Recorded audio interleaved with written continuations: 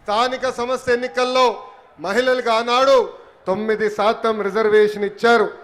మహిళల కోసం ప్రత్యేకంగా ఒక విశ్వవిద్యాలయం కూడా ఏర్పాటు చేసింది అన్న ఎన్టీఆర్.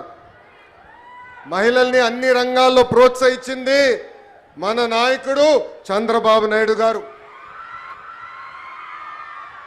డ్వాక్రా గ్రూపులు ఏర్పాటు చేసిన దగ్గర నుంచి మహిళలకు ఆర్థిక స్వాతంత్రం ఇచ్చారు.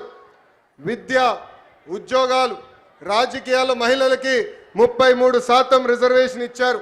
ఏకంగా మహిళల పేరుతోనే ఇళ్ల పట్టాలు కూడా అందించారు. అంతేకాదు ఏకంగా ప్రతిభా భారతి గారిని అసెంబ్లీకి తొలి స్పీకర్, మహిళా స్పీకర్ కూడా చేసింది చంద్రబాబు నాయుడు గారు. మనం తిరుగుతున్న ఆర్టీసీ బస్సుల్లో కూడా మహిళల్ని కండక్టర్గా నియమించింది కూడా చంద్రబాబు నాయుడు గారే. స్త్రీ శక్తికి ఎదురులేడు. నేను విద్యాశాఖ మంత్రి అయిన తర్వాత షైనింగ్ స్టార్స్ అనే కార్యక్రమం పెట్టా. ఆ కార్యక్రమంలో 10th క్లాస్, 11th క్లాస్లో, 12th క్లాస్లో బాగా చదువుకున్న పిల్లల్ని తీసుకొచ్చి సన్మానం